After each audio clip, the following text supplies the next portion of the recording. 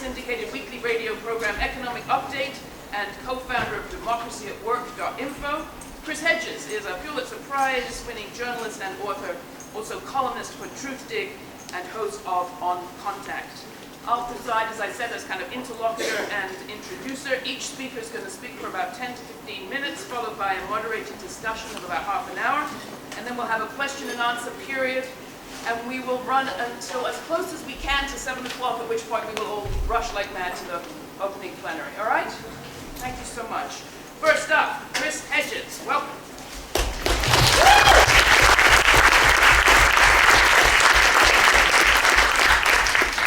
Just a pitch for organic intellectuals. I teach in a prison in New Jersey, have for almost a decade now.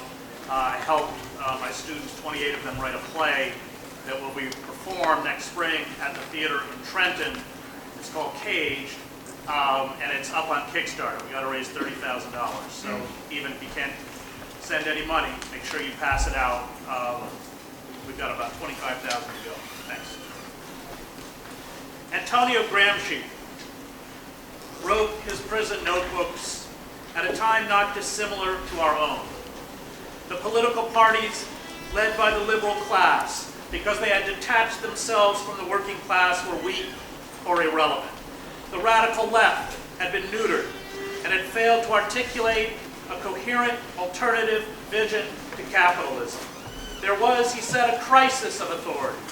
Fascism was ascendant and state repression was becoming steadily more severe and totalitarian. Benito Mussolini's regime claimed, like our corporate state, to be implementing a government based on efficiency, meritocracy, the management of society by experts and specialists, and the elimination of class conflict through mediation. It too celebrated heroic military values, that's in quotes, traditionalism, and a mythical past, in the case of fascist Italy, that stretched back to ancient Rome. It also rewarded conformism and loyalty, denigrated the humanities and culture in favor of vocational and technical training, spectacle, and patriotic kitsch. It preached a relentless positivism, ridiculed the concept of the public good by trumpeting a hyper-individualism and defying the press. Dissent and criticism were condemned as treason, and when Gramsci was arrested in 1926 and imprisoned, he technically had parliamentary immunity, but by then the rule of law was meaningless. From this bleak political landscape, we get the dictum you have all heard from Gramsci: pessimism of the intellect, optimism of the will. Gramsci, like Trotsky, was an intellectual, but also a journalist and an organizer. And it was Trotsky who lamented that by the time Gramsci set out to build the Italian Communist Party, the business elites allied with the fascists had put into place such draconian forms of repression that effective organizing was all but impossible. Gramsci, a bit like Luxemburg, deviated from the Marxist belief that the inherent contradictions of capitalism would of themselves usher in socialism. He was opposed to the iron control of the party by a Leninist revolutionary vanguard. Revolution, he wrote, would only be achieved when the masses had gained enough consciousness to exert personal autonomy and see through the mores, stereotypes, and narratives disseminated by the dominant culture. Revolutionary change required the intellectual ability to interpret and understand reality. Hegemony for Gramsci refers to how ruling elites, through mass culture, manipulate our understanding of reality to promote their interests. The passive consumers of mass culture see the world not as it is, but as it is interpreted for them. Mass culture, including the press and systems of entertainment, demonize all those the ruling elites scapegoat or fear, in our own case, people of color, the poor, Muslims, undocumented workers, anti-capitalists, labor unions, intellectuals, liberals, and dissidents. The corporate elites use mass culture to transform legitimate economic and social grievances into psychological and emotional problems. Hence the drumbeat throughout our consumer society to believe in ourselves, to work hard, to be obedient, to heed the dictates of positive psychology and self-help gurus, to get an education, to focus on excellence, and believe in our dreams. This mantra, which in essence assures us that reality is never an impediment to what we desire, is accompanied by the fostering of a false camaraderie with a so-called corporate family, if we work for a corporation, or a hyper-nationalism. Gramsci understood that the capitalist manager was not only tasked with maximizing profit and reducing labor costs. The manager also built mechanisms of indoctrination to ensure social integration and communal solidarity in service to capitalism, hence the constant gathering of employees at meetings to instill groupthink. Along with indoctrination comes many security and surveillance states in our workplaces where every movement and every word is taped or filmed in the name of customer service. Corporations function as tiny totalitarian states, models for the larger corporate state. Gramsci understood that mass culture is the primary tool for submission. The more mass culture infects the thinking and attitudes of the population, the less the state has to use harsher forms of coercion for domination. Gramsci described mass culture or civil society as the trenches and permanent fortifications that defend the core interests of the elites. Revolutionary change will occur only after a prolonged series of attacks, what Gramsci calls a war of position, on these ideological defenses. It was, in his eyes, a type of siege warfare that requires patience and inventiveness. Once the ruling ideology loses credibility, its institutional structures collapse. A counter-hegemony, in short, comes before power. Every revolution, he wrote, has been preceded by an intense labor of criticism, by the diffusion of culture and the spread of ideas. The same phenomena is being repeated today in the case of socialism. It was through a critique of capitalist civilization that the unified consciousness of the proletariat was and is still being formed. And a critique implies culture, not simply a spontaneous and naturalistic evolution. To know oneself means to be oneself, to be master of oneself. And we cannot be successful in this unless we also know others, their history, the successful efforts they have made to be what they are, to create the civilization they have created, and which we seek to replace with our own. Revolutions then were first and foremost a battle of ideas. Noam Chomsky boils this down to a simple dictum: tell the truth. And as Gramsci seconded, to tell the truth is revolutionary. Neoliberalism peddles through the organs of mass communication, including mass culture, the absurd idea that the living standards of the global working class will rise by deforming societies to slavishly serve the dictates of the marketplace. We have reached a period in human history when this reigning ideology has been exposed as a lie. The abolishment of national residency requirements for corporations has been used to legalize corporate tax boycotts. The middle class, the bedrock of any capitalist democracy, is withering away and has been replaced by an angry, disenfranchised working poor. Workers are forced into 2 or 3 jobs and 70-hour work weeks to stay solvent. Medical bills, student loans, subprime, mortgages, and credit card debt trigger crippling bankruptcies. The corporate managerial class, meanwhile, collects billions in compensation and uses its money and its lobbyists to destroy democratic institutions. It has cemented into place a system the political philosopher Sheldon Wolff calls inverted totalitarianism. As these lies become transparent, we are thrown into what Gramsci calls an interregnum, a time when the reigning ideology has lost credibility but has yet to be replaced by a new one. This crisis consists, Gramsci wrote, precisely in the fact that the old is dying and the new cannot be born. And in this interregnum, a great variety of morbid symptoms appear, hence political mutations such as Donald Trump or in Gramsci's time, Mussolini. The acceleration of deindustrialization by the 1970s created a crisis that forced the ruling elites to create a new political paradigm. As Stuart Hall explains in his book, Policing the Crisis, the politics of resentment, trumpeted by a corporate media, shifted its focus from the common good to race, crime, and law and order. It told those undergoing profound economic and political change that their suffering stemmed not from corporate greed, but from a threat to national integrity.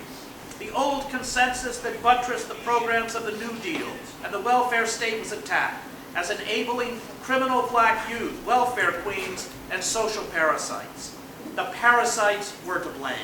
This opened the door to an authoritarian populism begun by Ronald Reagan and Margaret Thatcher, which supposedly championed family values, traditional morality, individual autonomy, law and order, the Christian faith, and a return to a mythical past, at least for white Americans.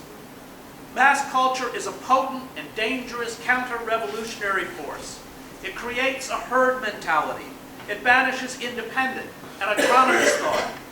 It destroys our self-confidence. It marginalizes and discredits nonconformists. It depoliticizes the citizenry. It fosters a sense of collective futility and impotence by presenting the ruling ideology as a revealed, unassailable truth, an inevitable and inexorable force that alone makes human progress possible. Mass culture is designed to foster what Gramsci called a confused and fragmentary consciousness, or what Marx called false consciousness, the belief by the proletariat that its true interests are aligned with those of the ruling class, in our case, global corporatism. We are not a product of nature, however, Gramsci wrote, but a product of our history and our culture. If we do not know our history and our culture, rather than the one manufactured for us, we cannot surmount the forces of oppression. And this is why the movements of the 1960s terrified the elites. These movements not only gave people an understanding of their power, but they exposed the lies and ideological manipulation of the ruling classes. And that is why the corporatists invested billions to fight back. If we do not know our history, we have no point of comparison and no knowledge of the continuity of capitalist oppression. Once democracy fails, as Plato warned, it always creates the conditions for tyranny based on popular support. And that is what happened in Italy, in fascist Italy, and what has happened with the election of Trump. The goal in a collapsed democracy is not, Gramsci wrote, as Gramsci said, to rouse the civic consciousness of the nation, but to nurture and recreate a civic consciousness that has been lost. Democracy throughout most of the history of the West was an anomaly. After the collapse of the Athenian democracy in 322, and this democracy was only for men and excluded slaves, it was 2,000 years before another democratic government came into existence. It has only been in the latter part of the 20th century that democratic governments, now under assault from proto-fascist movements, were able to flourish, however imperfectly. Our own system of government, if one takes into consideration the exclusion of African Americans, Native Americans, men without property, and women, could not be defined as a full democracy until the middle of the last century. And we are now rolling back towards the more familiar despotism. There is a reason the capitalist state seeks to keep workers unconscious. No worker will ever receive the full benefit of his or her work under capitalism, since this would destroy capitalism itself. Any worker who truly grasped his or her interests would be dedicated to the overthrow of the capitalist order. Gramsci edited the paper in Turin, The New Order, during the labor uprisings in 1919, and as Laura said, 1917, that saw workers take over factory floors and form workers' councils. He and the other writers on the paper who inexplicably ceased publication at the height of the unrest to devote themselves to organizing, did not advocate positions until they had canvassed and spoken at length to the workers' councils. These councils, Gramsci wrote, not only gave workers power over their work lives, but broke down the wall, barricading the private citizen from participation in political life. Revolutionary policy for Gramsci did not come from above, but from below. It was organic, and the failure in his eyes of revolutionary elites is that they were often prone to be just as dictatorial and as disconnected as capitalist elites. The masses had to be integrated into the structures of power to create a new form of mass politics, hence his insistence that all people are intellectuals capable of autonomous and independent thought. A democracy is only possible when all citizens understand and have a say in the exercise of power. Gramsci would have despaired of the divide in the United States between our anemic left and the working class, the ridiculing of Trump's supporters, the failure to listen to and heed the legitimate suffering of the working poor, including the white working poor, ensures that any revolt will be stillborn. Those of us who seek to overthrow the corporate state will have to begin locally. This means advocating issues such as raising the minimum wage, fighting for clean water, universal health care, and good public education, including free university education, that speak directly to improving the lives of the working class. It does not mean lecturing the working class, and especially the white working class, about multiculturalism and identity politics. Revolt, however, without an alternative vision, Gramsci knew, was doomed. Workers are as easily mobilized around anti-democratic ideologies such as fascism or racism. If they lack consciousness, they can become a dark force in the body politic as in any Trump rally. The insistence on a vision of a new order set Gramsci against the anarchists and labor unions. The state could deal with unrest, even revolt, he knew, as long as it was sporadic and localized and not tied to a plan to replace the structures that keep the ruling elites in power. The socialist state cannot be embodied in the institutions of the capitalist state, he wrote. The socialist state must be a fundamentally new creation. The institutions of the capitalist state are organized in such a way as to facilitate free competition. Merely to change the personnel in such a way, merely to change the personnel in these institutions is hardly going to change the direction of their activity. Okay, stop there. I'll give my last one.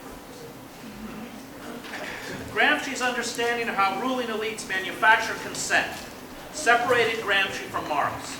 Marx saw critical theory as preliminary to the construction of an egalitarian and just society. In the just society, critical theory, like the state, however, would wither away. Gramsci, like Nietzsche, knew that the elites would continually reproduce conditions and ideologies to retake control. This demanded the constant vigilance of the critical revolutionary theorist. There would be a never-ending battle of ideas, those spun out by the elites to justify their privileges, and the radical theorists who would expose the ideas as tools of repression. The working class would be under constant assault for cultural and ideological forces determined to undermine it. For Gramsci, human agency was therefore essential. History is made, he said, by human will. It is not predetermined. How we gain consciousness and how we achieve revolution cannot be understood by solely examining the means of production. We cannot, he continued, predict the course of history. We can go backwards as well as forwards. We must therefore use our human agency to create a vibrant counterculture that ultimately makes revolution possible. And this makes Gramsci, as we too recoil from the onslaught of corporate fascism, our contemporary. Thank you.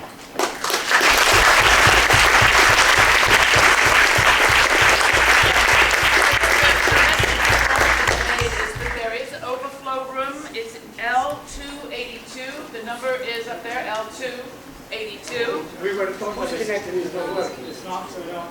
Yeah, the room's not set Got a up. projector. It's not No, working. there's a projector on, but it's just on a computer's home screen. That's not helpful. All right, so may I suggest that we look around, is there somebody less, strong and Are there any empty chairs? If you would raise your hand when there's a if chair. that's an empty chair, or if there is somebody you would be embarrassed to stand while you are sitting, get up, give them your chair, give them your seat. Come on, you're going to be embarrassed when you look at this crowd and say, I should have given up my seat.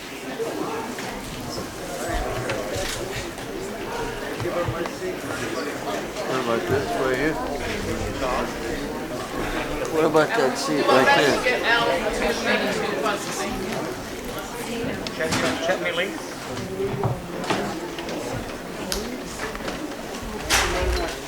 Thank you, everyone. I'm sure if you're standing and you get tired and you tap the shoulder of somebody who is sitting in a little while, they'll be happy to switch with you, right? Right? Yeah. I know that we have that collective feeling in here. Is it working now? There are several seats over here if anyone needs them.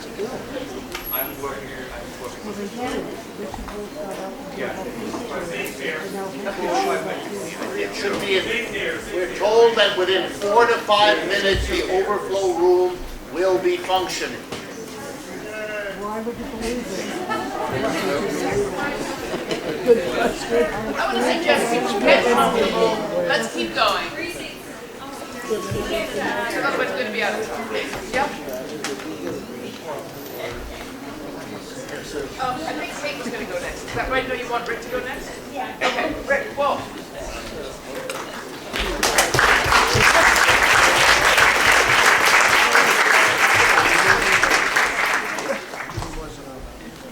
I will be briefer than, can you all hear me? Yes. I will be briefer than Chris because he's done some of the work I would have taken time to do. But I want to do a bit more in the way of celebrating Mr. Gramsci for what he offers us now and why it is so important to provoke you or to induce you to do some reading. The reading is heavy. The prison notebooks go over several volumes. A few years ago, the Columbia University Press made the decision to print the prison notebooks of Mr. Gramsci. But in a way, those prison notebooks illustrate the dictum of Mao, that it's important to remember that everything is contradictory and that therefore bad things, if you figure out the contradiction, can be turned into good ones. Mussolini arrested Mr. Gramsci and basically killed him slowly in jail. When they finally let him out, he died within a few months. He had been denied medical care and all the usual ways of that kind of behavior. But he had many years in jail and was able to write, and he made a contribution. Before I get to that, one of the things that always drew me to Mr. Gramsci's work was the fact that he was deliberate, as Marx was himself, in being what most people would call a scholar, but also always being an activist. This is difficult here in the United States, often to understand. I could tell you absurd numbers of stories of either participating or being part of a seminar in an English department at prestigious American universities where the professor and the students were discussing Gramsci's marvelous theories of the subaltern or theories of the complex role played by the Roman Catholic Church in Italy, something he studied at great length. Realizing that as I listened, these people were talking as though this were another great thinker. When I raised my hand, which I began to enjoy after a while doing, and reminded everyone, yes, he's a great thinker, but I want you to all remember, of course, that he was a Marxist. And people would look at me as if I had suddenly told an off-color joke in the wrong moment. And when the trouble subsided, I waited a few more minutes. I told you I enjoyed this. And then I said, you know what else? He was the leader of the Italian Communist Party for a long time. Like most of his adult life. Try that one. When that didn't subside after a while, I then went on. He called those collections of workers that Chris mentioned, the workers' councils in Torino, where the workers were on strike against the company you may have heard of, Fiat. He called them workers' council because that was a translation into Italian of the Russian word Soviet. He was an admirer of Mr. Lenin, a copier of Mr. Lenin. He was also on occasion a critic, which would be logical for things to go together, but not either or. He was a communist and the head of the Italian Communist Party. And under his leadership, that party became what it was for most of the post-World War II period. The largest communist party outside the Soviet Union, whose imprint on Italian politics is still clear, even though the party itself is barely there. The man was a committed scholar and activist all his life. The scholarly part is in the prison notebooks, but so is the activism. And I think it's relevant that we picked it for this Left Forum, because the goals of the Left Forum as an institution are to bring together scholars and activists. Not only that they talk to each other and cross-fertilize one another, but maybe even follow Gramsci's example and become one another. And why? Why was Gramsci so interested in activists also being students, scholars, studiers of what had gone before? And here, I want to amplify something Chris also touched on. Gramsci was distraught that that general strike in Torino, built out of the Fiat strike, didn't succeed. He was in a way envious of Lenin and Trotsky and the others because it didn't succeed there. Why didn't it succeed in Italy when the conditions seemed so parallel? When the revolution broke out? And his answer was, to be overly simple, that the objective conditions, if you like, the poverty, the oppression in the factory, the difficulties of the lives of the majority of working people and of Italy's large agrarian working class, they were at a revolutionary point. But what wasn't revolutionary was what was in the culture, what was in the mind. And it became clear to Gramsci that the left, the communists, the Marxists, the revolutionaries, had undervalued the study of culture and of how a culture can shape the mentality of a working class so that even when everything else is in place to make the change, the cultural condition, the mentality of the working class isn't there. And he asked the important question, why not? How did that come to be that way? How was the capitalist class saved when it had made such a mess of its own economic system that it was ready to pop? But without half understanding it, had done enough to the mentality of the mass of people that they couldn't or wouldn't see their way clear to move when the opportunity arose. What happened? Why? And here's his answer, and that's all I really have to offer, because it strikes me that his answer is as urgently relevant to his time as it is to ours. He begins with recognizing a problem. The capitalists, the people with a lot of money who run the business of a society in modern life, are a tiny number, which means immediately they have a big problem. They're a tiny number. And the people they oppress and they underpay are a large number. This is a very troubling reality. You must do something. Whether you're understanding it or not really doesn't matter. You have to do something to handle the imbalance.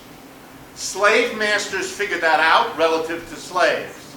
Feudal lords figured it out relative to serfs, and capitalists have figured it out, says Gramsci, in relationship to the working class. And the basic idea, as he looks at it, he studies Italy particularly, because that's where he's from. And he comes out of an incredibly creative Italian intellectual left wing that he borrowed from and that he honored with his work. His answer was, and here I may disagree a little bit with others, his answer was there is no such thing as false consciousness. There are only different consciousnesses. The working class, to use a modern American language, does not suffer from false consciousness. Should not be asked the question, why do you vote against your own interests? Because the answer Gramsci would immediately insist on is, they don't. What then are they doing? They have been carefully cultivated to have and to feel deeply about other interests. And that's a long, difficult process.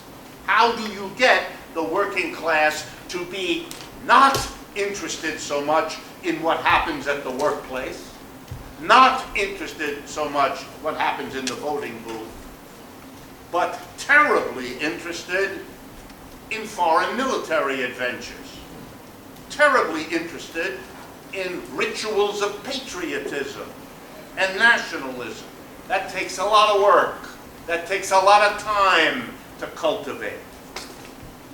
To put it as sharply as I can imagine, suppose a working class, obviously I'm not talking about the United States, but just suppose a working class is screwed on the job, underpaid, overworked, all of that. Its interest in that job situation could be to revolutionize it, to transform it. That's what we want. But someone else might construct the same experience as, that's not the important part of you. That's not really what you're about. Are you screwed as a consumer? Well, that's not really an important part either. You know what's really important about you? Is you're white. Or you're an American. Or you're not an immigrant. These are the important things about you, which are going to be celebrated, are going to be raised up and honored. You have an interest in supporting that honoring and engaging that because it honors you in a society where you as a worker are dishonored all the time. That's why you don't want to stay on that job, do you? And why you go on the way from the job home and stop at that famous place that offers you what you haven't had all day, namely a happy hour. Right? So you don't. You look for something else. But you begin to be having an interest in the patriotism, in the nationalism, in the white business. Your skin color becomes important. Your origin or that of your family. People have an interest. And the struggle becomes, in Gramsci's mind, how do we honor and recognize the interests served by the identifications that have been built into this culture that militate against revolution and change? And how do we build a, to use his language, counter-hegemonic, a way of developing beliefs and feelings that will make people have an interest in changing their conditions, rather than celebrating nationalism. Final thought. I don't know how many of you read the speech by our president after he withdrew the United States from the Paris Accords yesterday. But if you read the speech, and I urge you to do it is an endless repetition of one idea. I, Trump, am saving America from the evil machinations of foreigners, climate lunatics, and others who threaten our American situation. It is a celebration of nationalism, a nationalism that has been the identification for people whose other parts of life have been made horrible by the very forces that celebrate the nationalism. They are teaching people how to think of themselves in such a way that militates against seeing and responding to what we are trying to do. We have to understand that, says Gramsci. We have to deal with undermining the identifications people have with the interests that they are allowed to celebrate around themselves, undermine that, and offer others the romance, because that's partly what it is, of being a fighter for justice. That's a very powerful image. It could become a powerful image for millions of Americans. So could the notion that we welcome immigrants, that to celebrate the solidarity of people. Because after all, the immigrants were driven to come here by the same forces that are the problem. And that maybe the immigrants together with the workers here could become a counter. Those images have worked. They can work again. But it has to be an understood struggle over the culture of a society. To identify which parts of that culture are the problems for social change and which are the opportunities. Gramsci began as a young man as a theater critic for a newspaper in Italy. He tried to understand in his reviews what theater captured people and what didn't. That's the same issue. What theater is capturing people? Mr. Trump is a theater producer, as have all the other presidents been. We have to understand how they make their theater successful and offer an alternative theater that can pull people to a place where the objective situations and the subjective come together to make the change happen. Thank you.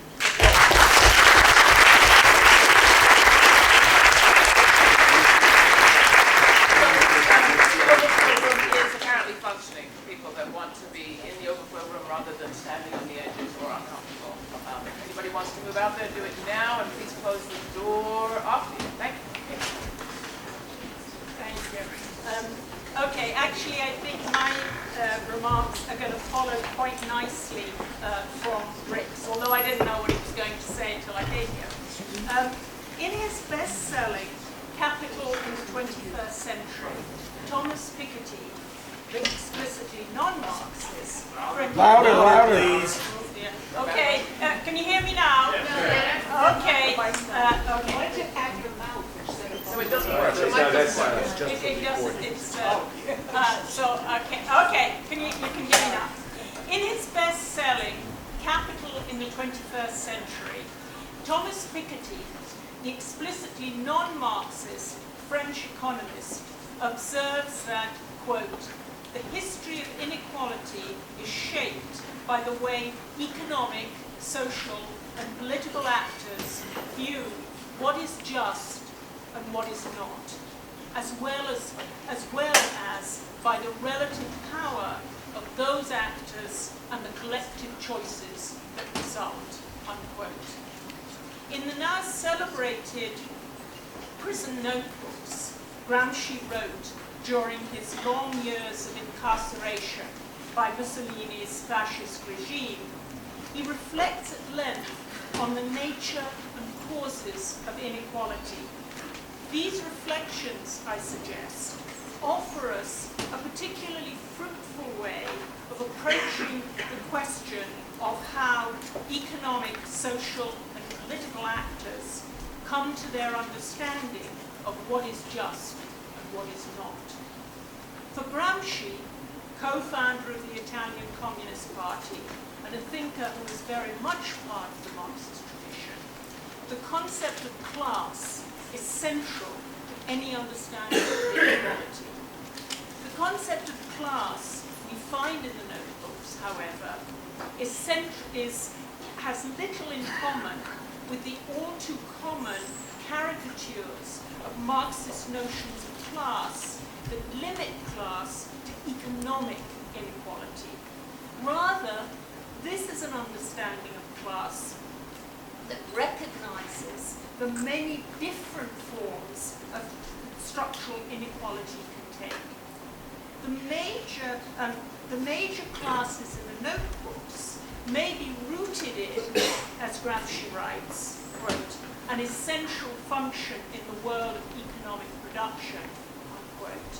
But the passage from those roots is far from straightforward. For Gramsci, class, as it is lived, is not confined to economic inequality.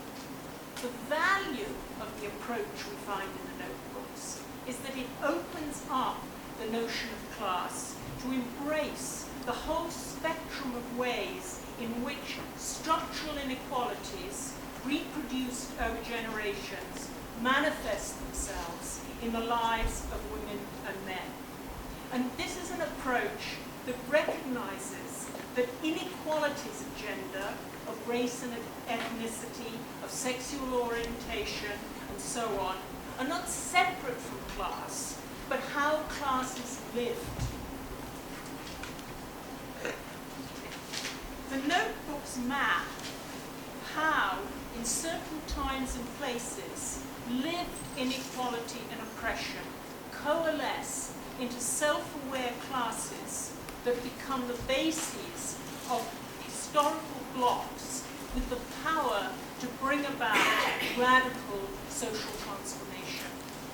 To understand Gramsci's nuanced and multifaceted understanding of class, it is helpful to approach it through three interlinked concepts that are central to his thinking: subalternity, intellectuals, and common sense. First, subalternity. Thanks in large part to the writings of the subaltern studies scholars, the term subaltern has entered the academic mainstream. In the course of its journey, however, it has lost much of the multi-layered richness it has in the notebooks. Subaltern is not, as has so often been claimed, simply a euphemism for proletariat. Rather, it is a broad, flexible category that encompasses all those who are oppressed rather than oppressing, ruled rather than ruling. As Marcus Green has noted, at different points in the notebook Gramsci devoted to subaltern social groups, slaves, peasants, religious groups, women, different races, and the proletariat are all referred to as subaltern social groups. Tellingly, as Gramsci scholar Joseph Buttigieg has pointed out, the notebooks never speak of the subaltern in the singular. They talk of subaltern classes or subaltern social groups. It is a mistake, Buttigieg stresses, to seek a precise definition of subaltern or subaltern social groups, as conceived by Gramsci. He does not regard them as a single, much less a homogeneous entity. It is precisely why he always refers to them in the plural, unquote. The point is that if we want to define subalternity precisely, then we need to know which subalterns at which historical moment we are talking about and the particular nature of their particular subalternity. The second key concept is that of intellectuals. One of Gramsci's best known, but like subaltern, often misunderstood concept is that of the organic intellectual. Part of the problem is that nowhere in the notebooks can we find a neat capsule definition. To grasp what Gramsci means by organic intellectual, a good place to begin is with his rejection of most standard definitions of intellectuals. Intellectuals, he stresses, are not defined by their possession of specific skills or expertise, but by the role they play as producers or distributors of the knowledge that in a given time and place is seen as authoritative. In essence, Gramsci shifts the emphasis from individual intellectuals to the process of knowledge production. The key question for him is, how do certain understandings of reality, certain narratives as to how the world works, establish themselves as authoritative, as true? How, to use what is perhaps Gramsci's best known term, do certain narratives become hegemonic? And when and how are existing hegemonic narratives effectively challenged and replaced by others? The role of intellectuals, both in the creation and reproduction of such narratives and in the effective challenging of them, is one of the notebook's major topics. And at the heart of Gramsci's theorization of this role is the concept of the organic intellectual. The organicity of organic intellectuals is defined not by their personal background, but by the degree to which the knowledge they produce and distribute is rooted in the lived experience of a particular social group or class. They are organic in that they are the bearers of a particular collective lived experience, which they have transformed into coherent analytical narratives capable of achieving hegemony. Such potentially transformative narratives do not, however, emerge unaided from the brains of intellectuals. They are the product of dialogue between intellectuals and those living the reality intellectuals theorize. And this is where the concept of common sense, senso commune, comes in. Senso commune is the term Gramsci uses for all those heterogeneous beliefs people arrive at, not through critical reflection, but encounter as undeniable, self-evident truths. It's important here to note that the Italian term senso commune lacks the overwhelmingly positive connotations of the English term common sense. It's a far more neutral term. Gramsci takes common sense very seriously while never romanticizing it. Common sense's most fundamental characteristic, he writes, quote, is that it is a conception which even in the brain of one individual is fragmentary, incoherent, and inconsistent. Quote, it is not that, quote, there are no truths in common sense. Rather, common sense is an ambiguous, contradictory, and multiform concept. To refer to common sense as a confirmation of truth is a nonsense. And then again, another quote, common sense is a chaotic aggregate of disparate conceptions, and one can find there anything one likes, unquote. And very importantly, over time, this aggregate continually shifts as new elements are added and old ones discarded. Despite all his criticisms, however, Gramsci's attitude to common sense is far from wholly negative. Embedded within the chaotic confusion of common sense, he identifies what he terms one sense, or good sense. And for him, it is these strands of good sense that it is in these strands of good sense that new progressive political narratives have their origin. Is it possible, he writes, quote, that a formally new conception can present itself in a guise other than the crude, unsophisticated version of the populace? Common sense is, for Gramsci, a crucially important site where the seeds of new oppositional conceptions of the world are to be found. New narratives of reality capable of challenging the existing hegemony in ways that go beyond simple resistance to conceiving of a new, more progressive hegemony. Such seeds represent the still incoherent expressions of the world as viewed from the vantage point of a subaltern group beginning to overcome its subalternity. As it emerges from subalternity to become a distinct and self-aware class, it produces its own organic intellectuals who transform these seeds of common sense into coherent and elaborated narratives that provide it, as it were, with a mirror in which it sees its lived experience reflected and made intelligible.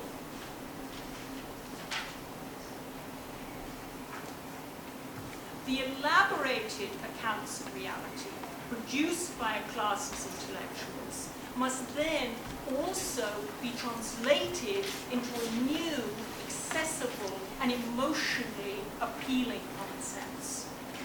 At the heart of the notion of the organic intellectual, there is in fact a strong epistemological claim, namely that the foundational political narratives produced by subaltern groups as they emerge from subalternity and achieve hegemony have their origin in the incoherent conceptions of the world born of the day-to-day experience of living in a given subaltern location.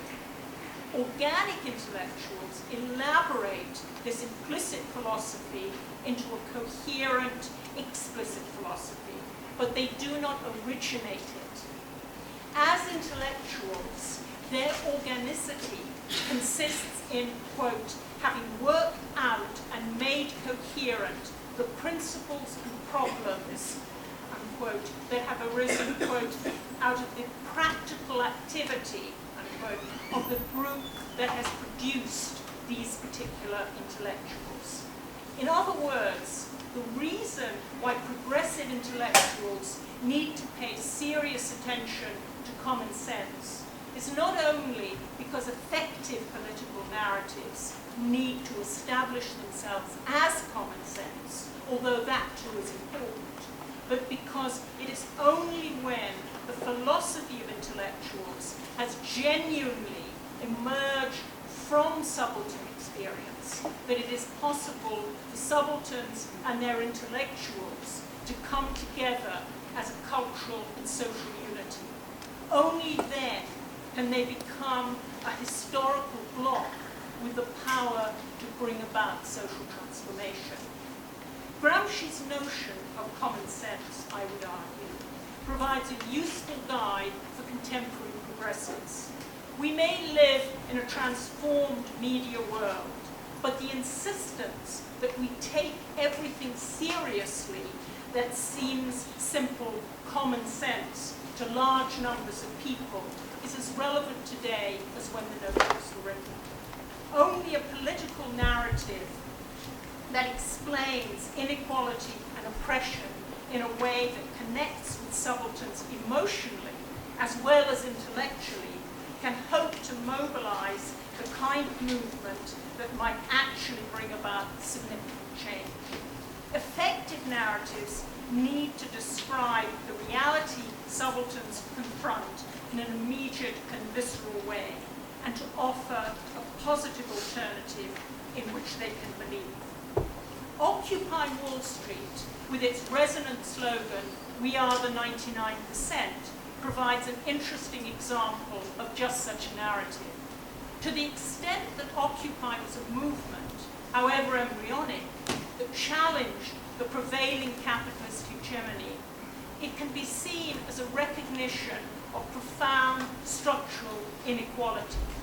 As a conception of the world, the Occupy narrative may often have been incoherent and the movement itself fleeting, but the widespread recognition and acceptance of its common sense message of what is just and what is not surely suggests the existence of a social group with its own conception of the world, distinct from the hegemonic capitalist narrative, even if, as a conception of a still subaltern group, it is necessarily, to use Gramsci's words, quote, only embryonic, a conception which manifests itself in action, but occasionally and in flashes, unquote.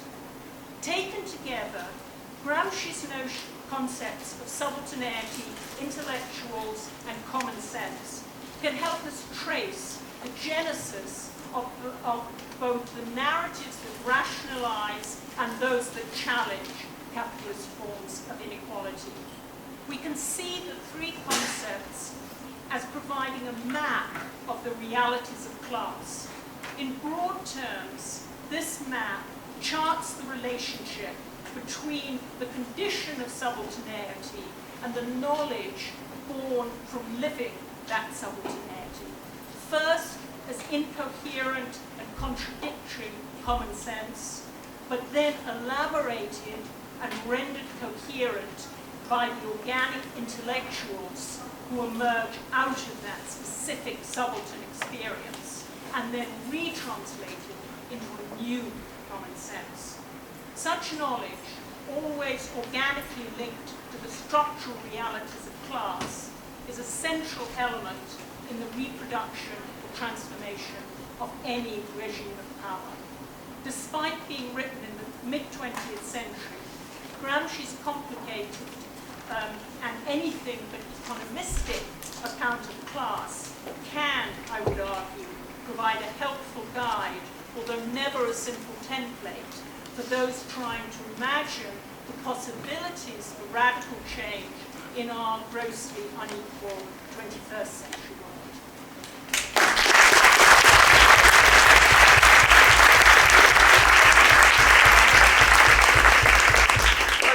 Let's take about 15 minutes for a little bit of conversation, and then we'll come to Q&A. So I just have a couple of questions, one really for each of you. For you, Chris, one of the aspects that Gramsci writes about is the old failure to recognize the crisis.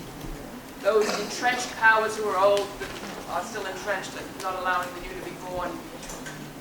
How conscious do you think our hegemonic old are of this period being a period of crisis? And I don't mean just of the right, but of the left. No, I think the word interregnum is right. I think that the credibility of neoliberalism and global capital has been shredded, and the lies, as I mentioned in my talk, have been exposed. I don't think that the counterforces on the left have yet replaced that with a vision, what Gramsci would call a counter-hegemony, that has captured the popular imagination.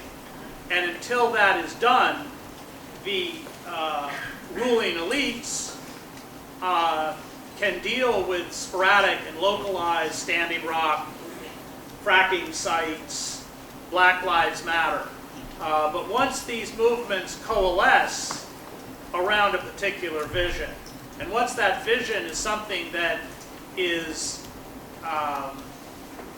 ingested within the body politic, then they're in tremendous trouble. Alexander Berkman actually wrote an essay about this.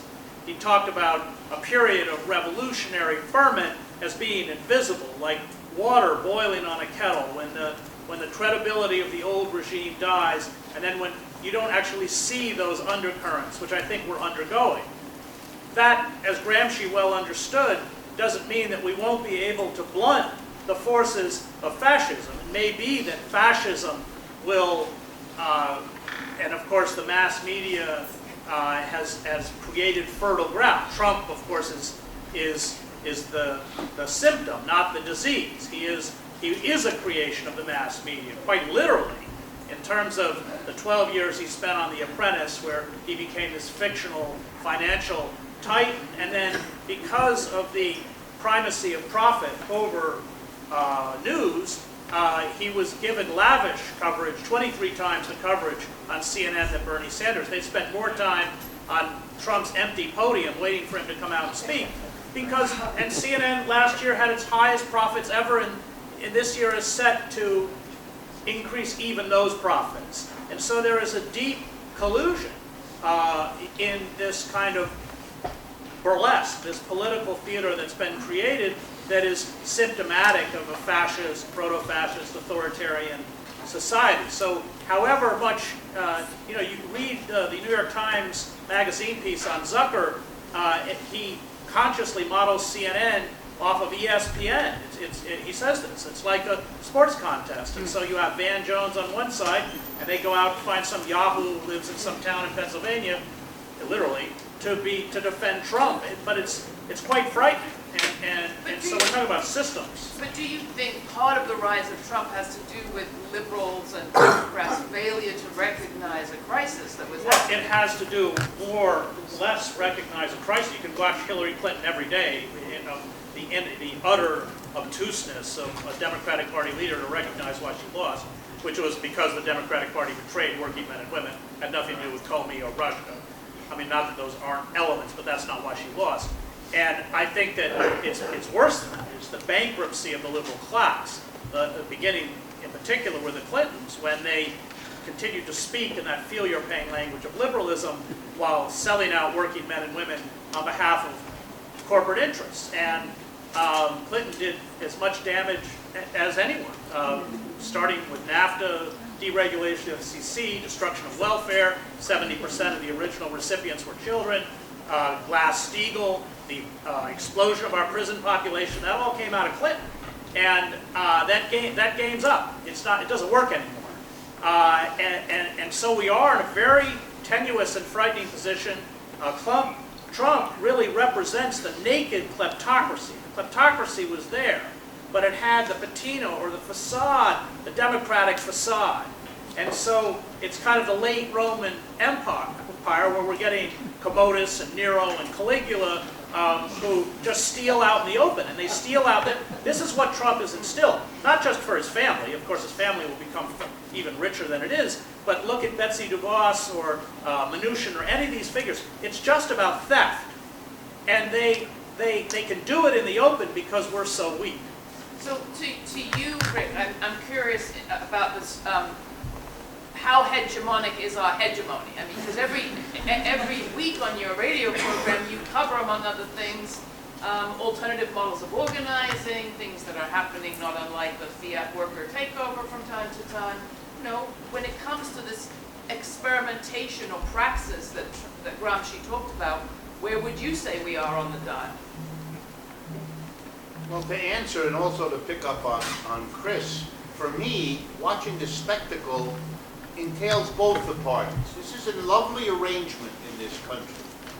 Each party basically maintains the same system, does it while ripping off the mass of people. Over the period of 4 or 8 years, the mass of people gets it to some degree, and then goes through this absurd ritual of voting for the other party, which comes in promising to undo what was just done, then does it again, pissing everybody off, who then votes in the next alteration of these two parties.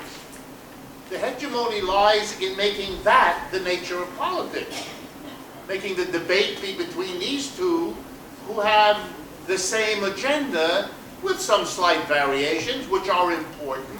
But by the way, making those other issues important is another way, and that contradiction has to be faced, of making the system question disappear.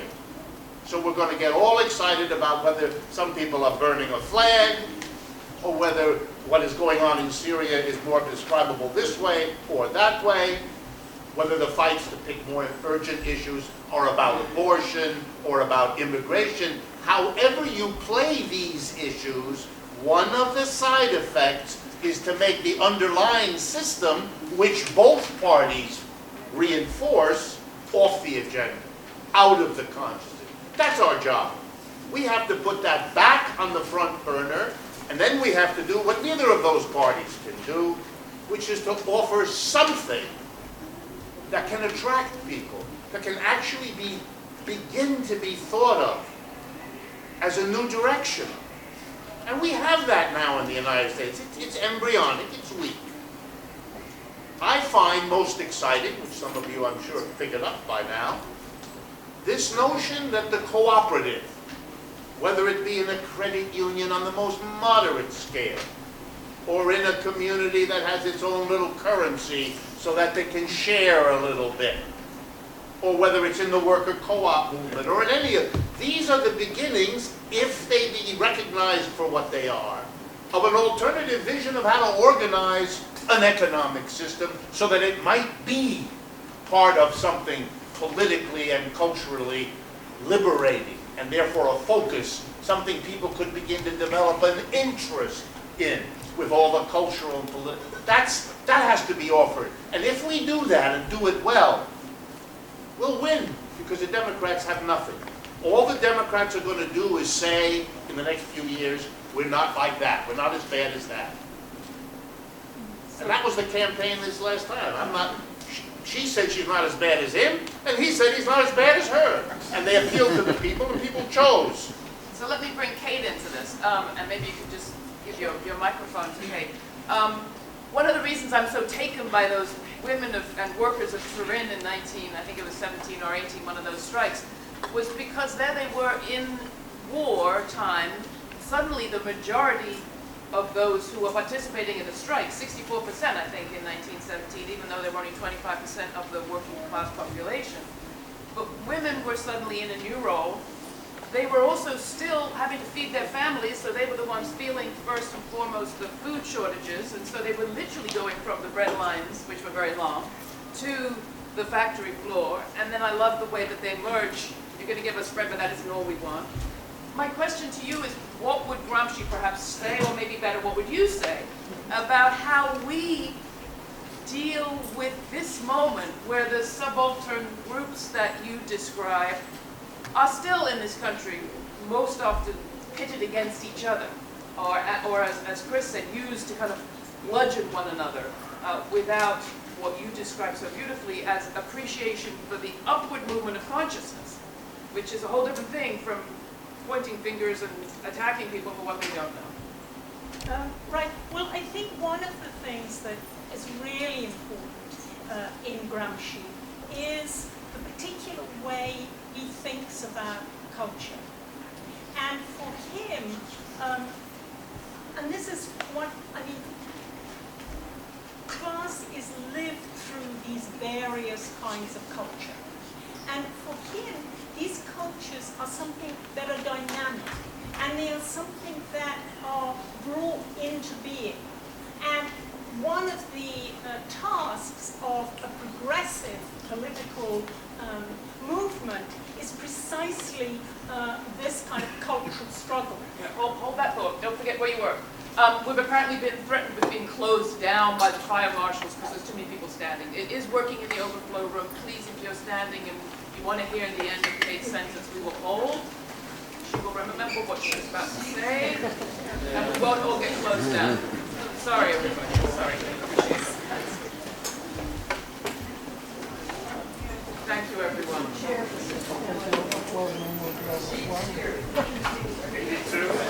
L2, so the same floor, but 82. Which is just a little bit further down the hallway on the left. Sorry, everyone, and thank you. We'll just chat amongst ourselves. It's because of fire code.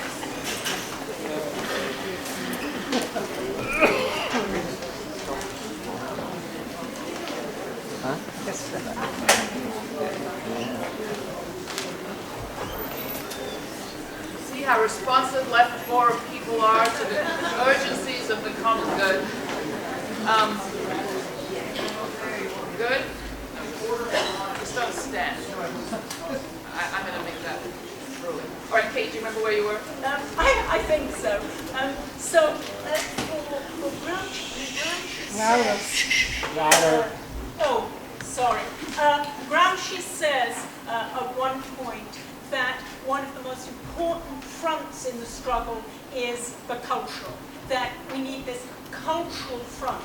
And what this means, what he means by this, I think, is precisely what elsewhere he called a war of position, which is where there is this need to create new understandings, go back to Piketty, of what's just and what's not, and how the world works. And I think one of the most depressing things for me about the current moment is the kind of atrophy and shrinking of the kind of cultural spaces where these more progressive narratives and new narratives can emerge, be nurtured, and distributed. And I think this is, a very obvious example is the decline of the union movement. These were, and we all know unions had their problems with kind of racism, with gender, etc., but nonetheless, they did represent, however imperfectly, certain kinds of spaces where different ways of thinking about how the world is organized, should be organized, could be organized. And I think that this is something that Gramsci, why Gramsci is so, puts so much emphasis on culture in the prison notebooks, is precisely thinking about how to escape the kind of mind-forged manacles of the existing hegemony and being able to imagine an alternative reality. There is a wonderful quote where he says, even when the subaltern rises, resists, they do so anxiously. And it's that kind of anxiousness that I think it's so important to find these kind of powerful and persuasive narratives that do operate not merely at an intellectual level, but at a sort of visceral, emotional level, to find those and to spread them, I guess. There's a lot that we could all continue to say, but let's take some questions from the floor. We've got about 10 more minutes.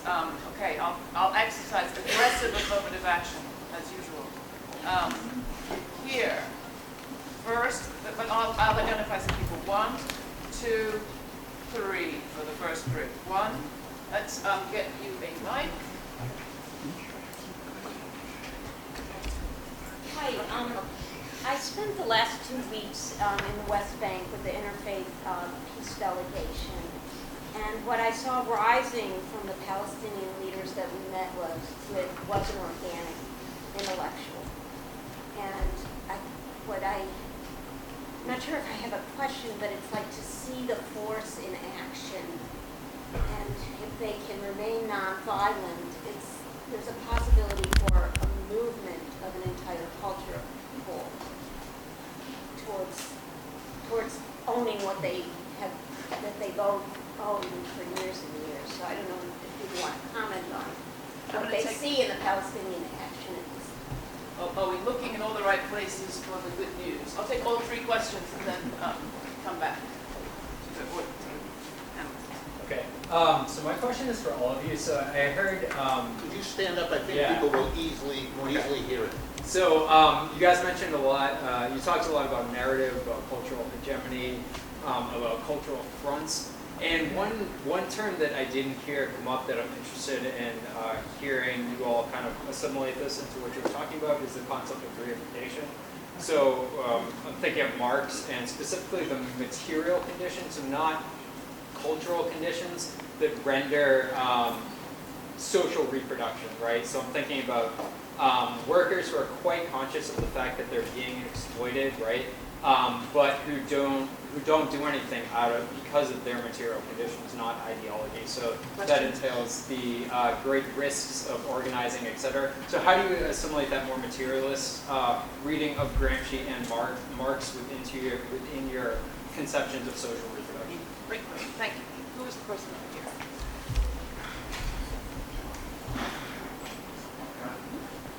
First off, thank you so much. Second off, I think that before we attack Trump's weaknesses, we have to go after his strengths. And he's a brilliant media manipulator. You say two words, you say Trump's tweets, and immediately you get a little laugh or a giggle. However, the intellectual will say, hey, this is ridiculous. But Trump is saying, I'm speaking to you. I'm talking to you. Look at these intellectuals questioning why I'm even talking to them. But how do we acknowledge that Trump does have his strengths, and then go after his weaknesses? So either of you want to, any of you want to respond to either of those three questions? Palestine up front we should look at more. What about reification in a more economist perspective? Well, since I've got the mic, should I just start off and then... And what Trump does well? Yeah, I think the Palestinians, I think that's a very good example, and that is indeed a kind of site where there is an opportunity for a sort of a different understanding of the world to emerge. And I think I'm glad you raised the question of the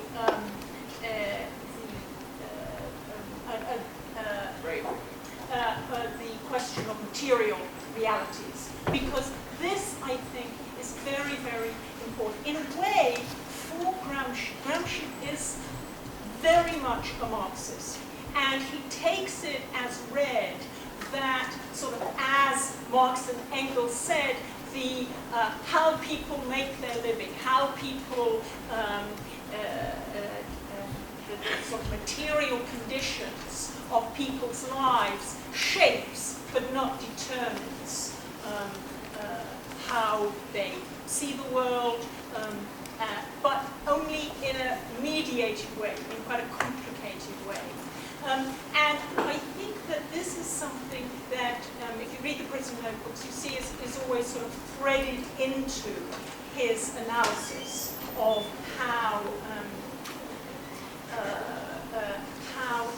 hegemony works. And one thing I just would like to say about hegemony is that it is not just about narratives and ideas. Hegemony is about things like control of the schools, control of media, control of where people can get jobs. It's about those kind of real material realities that help to shape lives. And on the question of Trump and Trump's tweets, and this, I think that Trump is a very good example of someone who has mastered this common sense narrative.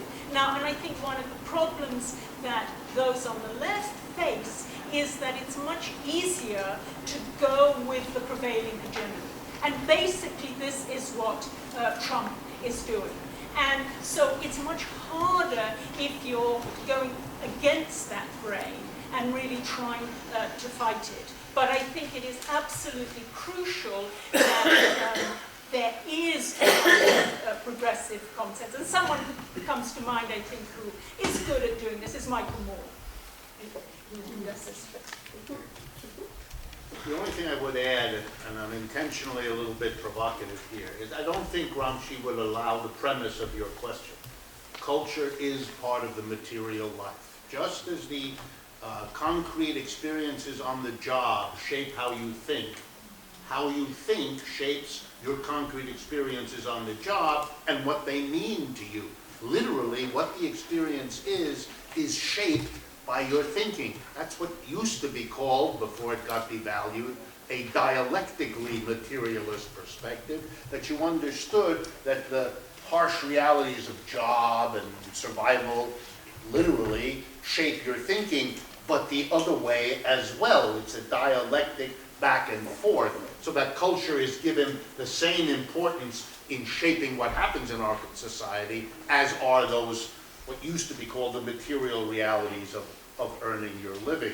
On the point about Trump, for me the best example was the way that he, and he's one of many who does this, takes the misery, cultural, mental misery imposed on the mass of the American working class, either by their unemployment, or their work in a meaningless job, or a job that has only the technical function but never the design or mastery or direction of what's going on, and that's the vast majority, and very cleverly shifts it. It's not about the system, it's not even about your employer. It's about the bad government. You see, the bad government and the nasty Democrats who look upon all of you as miserable, smashed down people, why you might even call them all deplorables. Why not? He uses that very creatively to make masses of Americans very angry at politicians of both sides, but particularly the liberal ones, who seem to care about making things better for poor people or immigrants, but leave the mass of those who are working and oppressed. So they begin to feel that their enemy is what Trump wants their enemy to be. We have to be saying, no, no, that's a mistake. He's the 1%. Here is where you're miserable. That's the argument. And then they begin to see and experience that very oppression and that exploitation. Yeah, I would only add that the liberal class, the liberal elites, hung in with the Democratic Party that completely turned on the working class. And this has created an existential crisis, which Richard Rorty wrote about actually in his last book, Achieving Our Country. I watched it in Yugoslavia with a feckless and ineffectual liberal elite. And what happens is that they turn, happened in Weimar as well, they turn on that liberal class, which has betrayed them. But what's dangerous is that they turn on the supposed values that that liberal elite said they propagated, but of course they don't. So, I mean, who suffered most as a group following the 2008 crash? Well, we know, statistically, it was African Americans. And the liberal elites will speak in that language of inclusivity and multiculturalism, but they've upended it. I mean, what has feminism become? Feminism, as it is for me defined by Andrea Dworkin, is about empowering oppressed women. But feminism in the hands of the neoliberals is about a woman CEO or a woman president, or, as to quote Cornel West, a black president who serves as the black mascot for Wall Street. And this has created an opening for the proto-fascists, because the liberal elites give credibility to their argument. And the argument is, you've been disempowered and disenfranchised at the expense of minorities and GBLT people, but it's not true. Statistically, it's not true. The liberal class has betrayed these people. I mean, for the bottom 3/4 of African Americans in this country, life is worse than when King marched on Selma. But they peddle the fantasy, the myth, the lie of a post-racial society and opportunities. And this plays right into the hands of demagogues like Trump, who can use it to say, these people have been empowered at your expense. And that creates a very incendiary and very dangerous political climate that we are all in. I think we should probably draw to a close. I just want to draw people's attention, or maybe I've got one last question, but I do want to just draw people's attention to a workshop tomorrow at 10 that I'm going to be part of about building media and cultural heft that can tell the stories of some of these anti-hegemonic, particularly economic initiatives that we're seeing all around the country. How can we become greater than the sum of our parts? And I don't know what room we're in, but Gar Alperovitz is here. We'll be part of it. I'll be part of it, and a bunch of people from the New Economy Coalition.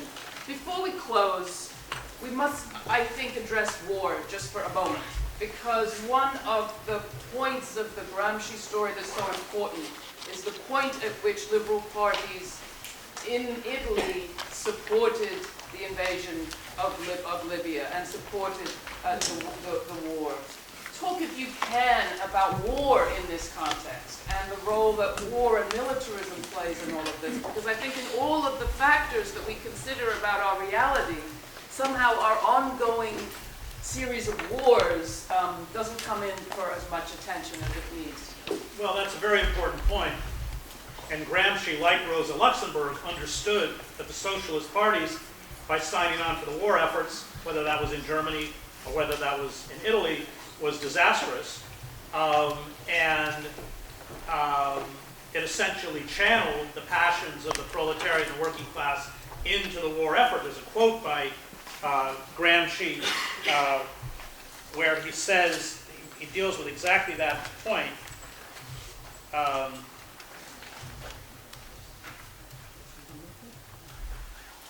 He says, but it is not enough that a revolution be carried out by the proletarians for it to be a proletarian revolution. But is it enough for it to be a proletarian revolution? War, too, is made by proletarians. But it is not, for this reason alone, a proletarian event. For it to be so, other spiritual factors must be present. There must be more to the revolution than the question of power. There must be the question of morality of a way of life. Nationalism is a wonderful mechanism by which, and it worked in the First World War, across the board, including in our own country, in diverting the left. And we go back to the Cold War. I mean, this was part of the destruction of the left, in that that element of the liberal class, the left had been decimated, let's say, but that element of the liberal class, Henry Wallace coming to mind, that was not pro-war, was destroyed.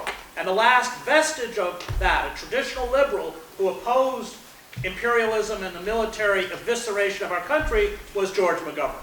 And what happened to McGovern was that both sides, both Democratic and Republican elites, joined forces to destroy him. So I think that's a very important point, that though you cannot be a socialist unless you are an anti-imperialist. And what is killing this country, the most dangerous institution to this country, is the military, which is now, it cannot be audited, it cannot be checked. The entire society is being militarized. The forces of oppression that are used on the outer reaches of empire, drones, wholesale surveillance, militarized police that use lethal force against unarmed civilians, all of this is coming back. And this is how empires die.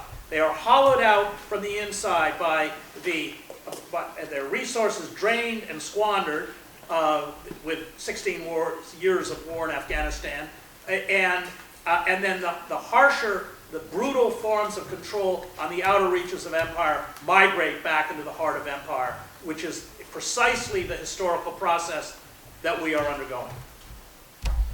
It also can be seen, the solidarity of the two major parties around capitalism being a wonderful thing. I don't know if you caught a few months ago, somebody asked the speaker from California, Ms. Pelosi, a student, I believe, asked a question about capitalism, and you could see, if you saw the video, the befuddlement on her face, and she answers, but we're all pro-capitalist. The very question, that there would be a question about it, she was unprepared for, because it's off the radar. Well, the same thing goes with most of these military adventures.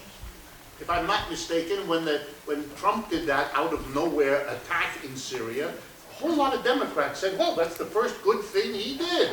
Because they had to, including, I believe, Mrs. Clinton, they had to do it. And the first thing that Mr. Trump did, where he didn't get too much flack, was to give another $60 billion to the military. It's one of the earliest acts of his thing. And again, for those of you who don't know, the United States already spends more on military than the next 10 countries combined.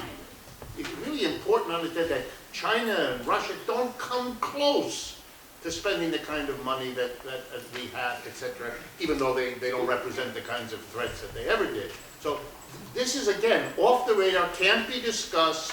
The military and the two parties are all of a piece, and we fight literally over the crumbs that are left, because that issue, capitalism and war, are the you can't touch it kind. But that is also a weakness, because that having been undiscussed becomes fertile ground for us to begin to say, hey, what about the link between those two? And who declared that those can't be questioned, those can't be attacked? And there's a population that doesn't know how to respond to what we might say any better than Mrs. Pelosi was able to respond to a question about capitalism. And then you have a global scenario of blaming the values of the invader who is pummeling your country. Yes, I don't have much to add, but I would just say that I think this whole kind of, the whole question of sort of on or off the radar, this is what Gramsci's notion of hegemony is really good at helping us to think about. What is it? Because hegemony doesn't mean that you think everything's great. It means that you think there is no other way, there is no alternative. And that is incredibly powerful. And I think on the war question, I would just, Ernest Gellner, who was, I don't always agree with, but he did, in his little book on nationalism, he did have the wonderful example of this problem of the postal misfunction of the angel of history. Now, the angel of history was supposed to deliver the revolutionary impulse to the working class, but unfortunately, by a dreadful oversight, it got delivered to the nation. And the left has been trying ever since to get that message redirected. All right, redirect everybody. Your work is clear.